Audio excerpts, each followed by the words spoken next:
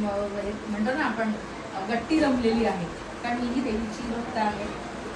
आणि आज मला इथे त्यांनी बोलवलं, त्यांच्या घरातल्या गणपतीला बोलवलं. सार्वजनिक गणपती उत्सवामध्ये मंडळांमध्ये माझं जाणं नेहमीच होत असतं, पण घरातल्या गणपती मला आवर्जून एवढ्या गोष्टी दिमागदारपणे सादर करून हे करून त्यांनी आज इथे गणपती बसवलं. तर माझी गणरायाला ही प्रार्थना आहे की राहुलजींची त्यांचं संपूर्ण जे कुटुंब आहे त्यांच्या सगळ्या मनोकामना इच्छा त्यांनी पूर्ण कराव्यात, आणि त्यांची लहान अजून मुलं फार लहान आहेत, त्यांनाही उत्तम त्यांची शिक्षणामध्ये त्यांची छान प्रगती व्हावी अशी मी माझ्या परमेश्वराकडे, माझ्या गणरायाकडे खूप प्रार्थना.